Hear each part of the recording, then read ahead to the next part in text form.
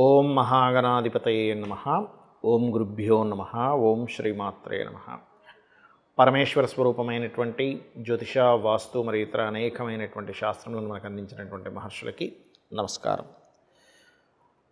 అరుణాం కరుణాతరంగితాక్షీం ధృతపాశాంకుశపుష్పబాణచాపాం అనిమాదిభిరావృతాం మయూకైః అహమిత్యేవ విభావయే భవానీం. శ్రీమాత్రే నమః. మనం ఈరోజు ప్రతి ఒక్కరికి కూడా వాళ్ళ లైఫ్లో నేను ఒక గొప్ప స్టేజ్కి వెళ్తానా లేదా, కొన్ని కోట్లు సంపాదిస్తానా లేదా, ఒక మంచి పేరు ప్రఖ్యాతులు తెచ్చుకుంటానా లేదా అనేటువంటి ఒక ఆశ ప్రతి ఒక్కరికి ఉంటుంది, ఉండాలి కూడా. అయితే అది ఏ గ్రహాల వల్ల ఏర్పడుతుంది?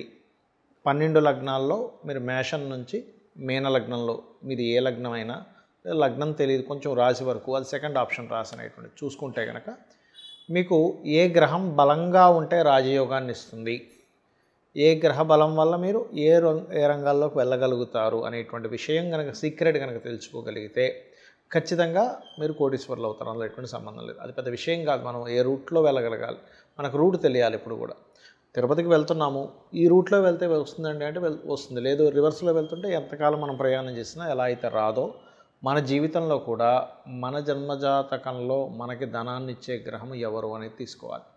ఆ రకంగా ఒకవేళ ఆ గ్రహం కనుక అంత బలంగా లేదు, మనకి యోగకారకమైన గ్రహం బలంగా లేదు, అలాంటప్పుడు ఎటువంటి పరిహారాలు చేసుకోవాలి, చిన్న చిన్నవి మంత్రంతోనో దానంతోనో గోసేవతోనో ఎలా చేసుకోవాలనేటువంటిది వీడియో ఎండింగ్ వరకు చెప్తాను. కాబట్టి వీడియో ఎండింగ్ వరకు చూడండి. అయితే ఈ విషయాలు చెప్తుంది నేనైనప్పటికీ కూడా చెప్పిస్తుంది సాక్షాత్ లలిత అమ్మవారిగా భావిస్తూ ఒక్కొక్క లగ్నం గురించి తెలుసుకుందాం. మిథున లగ్నము, మిథున రాశి. మిథునం వారికి కనుక చూసుకున్నట్లయితే ఇక్కడ లగ్నాధిపతి బుధుడై మిథునంలో ఎవరైతే ఆ లగ్న సంబంధంగా జన్మించిన వారై ఉంటారో వారికి ఖచ్చితంగా ఉండే ఫలితం ఏమిటి అంటే వాళ్ళ తెలివితేటలు అద్భుతంగా ఉంటాయి, లాజికల్గా బాగా ఆలోచిస్తారు. అయితే ఇక్కడ మీరు ధనాన్ని ఇచ్చే గ్రహం ఎవరు అని తీసుకోవాలి. మీ చంద్రుడు, మీ యొక్క చంద్రుడు ఎలా ఉన్నాడు? వీక్గా ఉన్నాడండి, ఎంత మనం పోరాడుతున్నా ధనం అనేటువంటిది రాదు. బికాజ్ ఆఫ్ కొంతమందికి ఆ చంద్రుడు రాహుకేతు యాక్సెస్లో పడతాడు, రాహుకేతు యాక్సెస్లో. అలాగే మరొక విషయం ఏంటంటే ఇక్కడ లగ్న పంచమ భాగ్యాధిపతులు శుక్రుడు, బుధుడు, శని అవుతారు వృషభ లగ్నానికి. అంటే ఈ 3 గ్రహాలు ముఖ్యంగా ఎలా ఉన్నాయి మీ జన్మజాతకంలో? బుధుడు ఎలా ఉన్నాడు? బుధుడు బాగుంటే ల్యాండ్స్ మూలంగా కలిసి వస్తుంది. శుక్రుడు బాగుంటే విదేశాలకు వెళ్ళడం వల్ల కలిసి వస్తుంది, కోటీశ్వరులు అవుతారు. శని బాగుంటే దాన్ని రీసెర్చ్ చేయడం వల్ల, మాస్టర్స్ ఏదైనా ఒక దాంట్లో ఒక మంచి గొప్ప రీసెర్చ్ చేయడం వల్ల కలిసి వస్తూ ఉంటుంది. అయితే ఇది మరలా మీ జన్మజాతకంలో ప్లేస్మెంట్, ఆస్పెక్ట్, కంజంక్షన్ ఏ గ్రహం బలంగా ఉందో చూసుకోవాలి, ఏ ప్లానెట్ బలంగా ఉందో చూసుకొని దాని ద్వారా వచ్చేటువంటి ఫలితాలు ఉంటూ ఉంటాయి. ఇప్పుడు మీకు చంద్రుడు బాగున్నాడు, బలంగా ఉన్నాడు, food related, transport related, travellings, వీటి వల్ల డబ్బులు వస్తాయి, ట్రాన్స్పోర్టేషన్స్ పెట్టుకోవడం వల్ల అట్లాంటివి. అలా మీకు ప్రతి ఒక్కరికి కూడా పూర్వజన్మ కర్మ అనేటువంటిది ఒకటి ఉంటుంది. సో కుజుడు గనక పూర్వజన్మ కర్మకారకుడు అవుతున్నాడు కాబట్టి మీరు ఎట్టి పరిస్థితుల్లో గొడవల జోలికి వెళ్ళకూడదు. మీ స్వరూపం తెలివిగా చేసేది, అక్కడ తెలివిగా చేసేటువంటి స్వరూపం ఉన్నప్పుడు మీరు అనవసరంగా గొడవల జోలికి, ఘర్షణల జోలికి, అంటే పూర్వజన్మ కర్మను యాక్టివ్ చేసినప్పుడు ఏమవుతుందంటే నెగిటివ్గా యాక్టివ్ అయింది అనుకోండి. ఒక్కోసారి అది పాజిటివ్గా యాక్టివ్ అయితే నో నీడ్ టు వరీ, కానీ నెగిటివ్గా యాక్టివ్ అయ్యింది, అప్పుడు జరిగే ఫలితం ఏమిటి అంటే దానివల్లే మీరు అదృష్టాన్ని కోల్పోతుంటారు. కాబట్టి ఎట్టి పరిస్థితుల్లో మిథున లగ్నం వారు ఈ జాగ్రత్తలు తీసుకోండి. మరియు కాస్త గోవులు క్యారెట్స్ తినిపిస్తూ ఉండండి. ఎక్కువగా లలితాం అమ్మవారి యొక్క ఆరాధన ఎక్కువగా చేయండి. అయితే ఇది శుక్రుడు, పంచమాధిపతి శుక్రుడు ఎక్కడున్నాడనే దాన్ని బట్టి అలా ఆరాధించాలి కూడా ఉంటుంది. ఒక్కోసారి శుక్రుడు 4లో ఉంటే నీచంలో ఉన్నాడు అనుకోండి, అప్పుడు సూర్య ఆరాధన ఎక్కువగా చేస్తూ ఉండాలి. అది ఒక్కొక్క లగ్నానికి, అంటే మీ యొక్క లగ్నం నుంచి శుక్రుడు ఎక్కడున్నాడు, ఇప్పుడు అదే వృశ్చిక రాశిలో ఉన్నాడు, సుబ్రహ్మణ్యేశ్వర స్వామి, దత్తాత్రేయుడు ఆరాధన, పంచమాధిపతి. దాని మీద నేను మీకు వీడియోలు చేస్తాను ఎప్పుడైనా కూడా, దాన్ని సపరేట్గా చూద్దాము. కాబట్టి ఇవి చేయండి, ఖచ్చితంగా మీకు బాగుంటుంది. ఇక్కడ ఏంటంటే మనకి ఏ ప్లానెట్ పాడైంది అనేది ముఖ్యంగా తెలుసుకోవాలండి ఎప్పుడు కూడా. ఎలా అయితే మనం చూడండి మన బాడీలో, మన బాడీ పార్ట్స్లో కూడా ఫలానా వైటమిన్స్ తగ్గాయి అన్నప్పుడు మనం ఏం చేస్తాం, ఆ వైటమిన్ తగ్గిన దాన్ని తీసుకుంటాం. లేకపోతే ఫలానా ఫుడ్ వల్ల మీ హెల్త్ పాడవుతుంది అన్నప్పుడు దాన్ని అవాయిడ్ చేస్తాం, అంతే కదా. బాగా షుగర్ ఉంది, రైస్ ఎక్కువ తినకండి, కార్బోహైడ్రేట్స్ విపరీతంగా వచ్చేస్తాయి, దానివల్ల ఇబ్బంది వస్తుంది, అప్పుడు రైస్ని అవాయిడ్ చేస్తాం, కాస్త కూరలు ఎక్కువ తింటాం. అలాగే మనకి కూడా జన్మజాతకంలో ఏ ప్లానెట్ మనకి యోగకారకమో ఆ ప్లానెట్ని ఇంకో ప్లానెట్ పాడు చేస్తున్నప్పుడు నవగ్రహాలకు కూడా ఆ శక్తి ఉంటుందండి. గొప్ప వ్యక్తిని చేసే శక్తి ఉంటుంది, మనకి ఇబ్బంది పెట్టే శక్తి ఉంటుంది. అంటే ఏమిటి, అవేవో మన మీద పనిగట్టుకొని కోపంతోనో ద్వేషంతోనో చేస్తున్నటువంటిది కాదు. మన పూర్వజన్మ కర్మే ఆ రూపంలో ఖచ్చితంగా వచ్చి మనల్ని ఆ రకంగా రూల్ చేస్తూ ఉంటుంది. అప్పుడు మరి ఉదాహరణకి రవి పాడయ్యాడు మీ జన్మజాతకంలో, కానీ యోగకారకుడు లేదా శత్రువై పాడయ్యాడు. అలాంటప్పుడు చేయవలసిన రెమెడీ ఏమిటి అంటే సూర్య నమస్కారాలు చేసుకోవడము, గోధుమలు 1 కేజీ గోధుమలు, ప్రతిదానికి కూడా కేజీ గుర్తుపెట్టుకోండి, గోధుమలు దానంగా ఇవ్వడము, అలాగే ఆదివారం నాడు ఇవ్వడం, దాంతోపాటు రెడ్ కలర్ క్లాత్ ఇవ్వండి, ప్లస్ గోధుమ రవ్వ గోవుకు తినిపించండి, సూర్య నమస్కారాలు చేసుకోండి. అప్పుడు మీకు అంటే మీ జన్మజాతకంలో రవి వీక్గా ఉన్నాడు, రవి వల్లే మాకు ఇలా అవుతుంది అన్నప్పుడు తండ్రిని నమస్కరించుకోవడము, తండ్రి పాదాలకు నమస్కరించుకోవడం చేస్తూ ఉండాలి. అధికారులతో గొడవలు పెట్టుకోకూడదు, ఎందుకంటే వీక్గా ఉండే ప్లానెట్ వల్ల ఇబ్బంది వస్తూ ఉంటుంది. ఇక చంద్రుడు వీక్గా ఉన్నాడు, మీకు మెడిటేషన్ ఎక్కువగా చేస్తుండాలి, నదీ స్నానాలు ఎక్కువగా చేస్తుండాలి. ముఖ్యంగా స్నానం చేసేటప్పుడు గంగేచ యమునేచ గోదావరి అని ఒక శ్లోకం ఉంటుంది మనకి, లేదా గంగా నది గంగే అనుకుని స్నానం చేసినా కూడా మీరు ఎప్పుడైతే వాటర్ని ఒక దేవతా స్వరూపంగా చూస్తారో అది ఆటోమేటిక్గా మీకు చంద్రదోషం పోతుంది. మాతృమూర్తికి అంటే తల్లిగారికి రోజు నమస్కరించుకోవడం చేస్తుండాలి, వాయువ్య దోషం ఇంట్లో లేకుండా చూసుకుంటుండాలి, బియ్యము దానంగా ఇస్తుండాలి విత్ వైట్ కలర్ క్లాత్తో పాటు. అదేవిధంగా గోవులకు ముల్లంగి తినిపిస్తూ ఉండండి, లేదా కీర లాంటిది. ఇక కుజుడు పాడయ్యాడు, ఏమవుతుందంటే సర్వసాధారణంగా కుజుడు గనక ఎఫ్లిక్షన్ ఇచ్చేటప్పుడు భూములు అన్నదమ్ములు గొడవల వల్ల ఇస్తూ ఉంటాడు. రవి అయితేనేమో అధికారము, చంద్రుడైతే మానసికంగా తల్లి అక్క ఈ వరుస వాళ్ళతో లేదా ప్రయాణాలు ఇస్తాడు. అయితే కుజుడు పాడయ్యాడు మీ జన్మజాతకంలో, ఆ ప్లానెట్ వల్లే మీరు కోటీశ్వర్లు అవ్వాల్సింది ఆగిపోతుంది.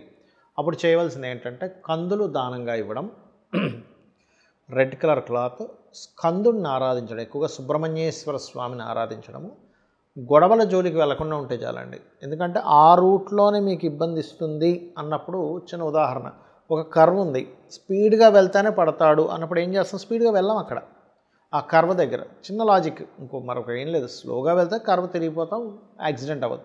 అలాగే కుజగ్రహం పాడైనప్పుడు ల్యాండ్స్ కొనేటప్పుడు జాగ్రత్తగా ఉండాలి, ఎందుకంటే ల్యాండ్స్లో ఇరుక్కుపోతారు ఇక్కడ వీళ్ళు, కుజుడు బుధుడు ఎవరు పాడైనా కూడా. అలాగే అదేవిధంగా మీకు గొడవలు ముఖ్యంగా డిపార్ట్మెంట్ వాళ్ళతో, పోలీసులతోని, యంగ్స్టర్స్తో అనవసరం గొడవలు పెట్టుకోకూడదు.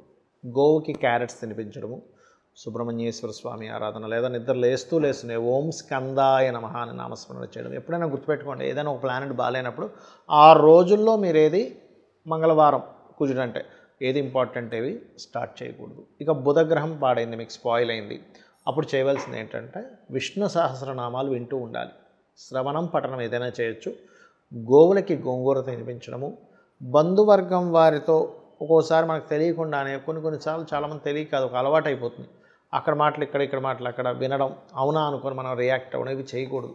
బికాజ్ ఆఫ్ కమ్యూనికేషన్స్ కారకుడు, ఆ కమ్యూనికేషన్స్ వల్లే ఇబ్బందులు వస్తాయి. సో ఇది. అండ్ వ్యాపార సంబంధించిన విషయాల్లో తొందరపడి చేయడం, ఇవి జాగ్రత్తలు తీసుకోవాలి, పెసలు దానంగా ఇస్తూ ఉండాలి.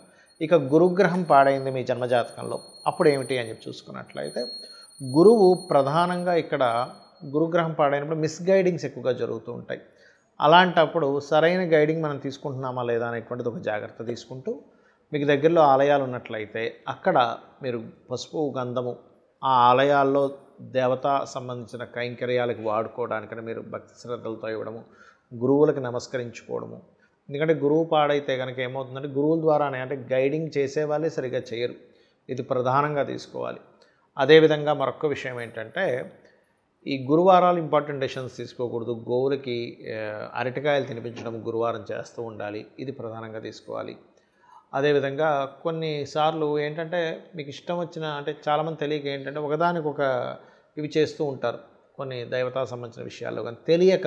కొంతమంది చూడండి కొన్ని నియమ నిబంధనలు తెలియక ఏదో దేవతా సంబంధించిన ప్రారంభిస్తూ ఉంటారు, దానికి కొన్ని నియమాలు ఉంటాయి. అవి ముఖ్యంగా శుక్రగ్రహం పాడైతే సర్వసాధారణంగా స్త్రీ శాపం శుక్రగ్రహం వల్ల వస్తూ ఉంటుంది.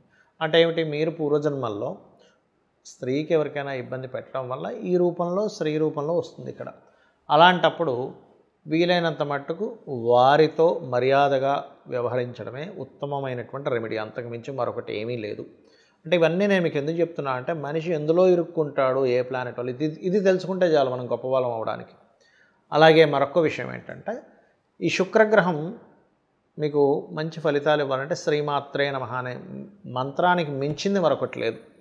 అలాగే శుక్రవారాలు, శుక్రుడు పాడయ్యాడు, షష్టాష్టకాల్లో ఉన్నాడు, లేకపోతే పాపగ్రహాలతో కలిసి ఉన్నాడు, ఇటువంటి ఇంపార్టెంట్ డెసిషన్స్ కానీ ఏవి కూడా శుక్రవారం తీసుకోకండి. శ్రీమాత్రే నమః మంత్రము, విష్ణు లలితా సహస్రనామాలు చదవడము, గోవులకి 3 చపాతీలు తేనె పూసిన నూనె వేయకుండా కాల్చిన చపాతీలు 3 చపాతీలు తినిపిస్తూ ఓం సంపత్కరీ సమారూఢ సింధుర వ్రజ సేవితాయ నమః చేస్తూ ఉండండి. ఇక శని అంటే సహజంగా రోగానికి కారకుడు, లేట్ అవ్వడము, అన్నీ కొంచెం అవమానాలు పడడం జరుగుతూ ఉంటాయి. బాగోపోతే, బాగుంటే ఆయనే గొప్ప వరాన్ని ఇచ్చినట్టుగా అన్ని అద్భుతంగా కొన్ని తరాలు సరిపోయేంత దానాన్ని కూడా ఆయన ఇస్తాడు, ఆస్తుల్ని. కానీ నూనె దానంగా ఇవ్వండి. శని మీకు వీక్గా ఉన్నాడంటే నూనె దానంగా ఇవ్వడం, గోవులకు బెల్లం తినిపించడం, నువ్వులు దానంగా ఇవ్వడం, శుక్రుడికి అయితే బొబ్బర్లు దానంగా ఇవ్వడం, ఇవి చేయండి.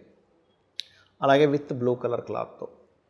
ఇక రాహుకేతువులు కనుక అయ్యారంటే, రాహువు ముఖ్యంగా ఏంటంటే ఇల్యూజన్, అంటే ఏదో జరిగిపోతుందని ఒక భయాన్ని క్రియేట్ చేస్తాడు. కేతు ఏంటంటే నాకేం అవసరం లేదనేటువంటి ఒక రకమైన స్థితికి తీసుకెళ్ళిపోతాడు. అంటే నాకేమీ అక్కర్లేదు, నాకేం పట్టట్లేదు అనేటట్టుగా. అంటే ఇది వైరాగ్యము అండ్ మోసపోవడానికి రాహు కూడా కారకుడవుతాడు. కాబట్టి మీరు రాహుగ్రహం బాగా వీక్గా ఉంది, ఇబ్బంది పడుతున్నాము అన్నప్పుడు మీరు చేయవలసింది ఏంటంటే దుర్గా ఆరాధన, మినుములు దానంగా ఇవ్వడం. కేతు వీక్గా ఉన్నాడు అన్నప్పుడు గణపతి ఆరాధన, ఉలవలు దానంగా ఇవ్వడం చేయండి. ఉలవలతో మల్టీ కలర్ క్లాత్, మినుములతో సిమెంట్ కలర్ క్లాత్ దానంగా ఇవ్వండి. ఖచ్చితంగా ఇది చేయడం వల్ల రాహు తాతగారిని ఎక్కువగా నమస్కరించుకుంటూ ఉండాలి. కేతు అయితే అమ్మమ్మని నానమ్మని ఎక్కువ నమస్కరించుకుంటూ ఉంటే వాళ్ళ బ్లెస్సింగ్స్తో మీకు ఉండేటువంటి దోషాలు పోతాయి. అమ్మవారి అనుగ్రహం కూడా మీకు కలుగుతుంది. శ్రీమాత్రే నమః.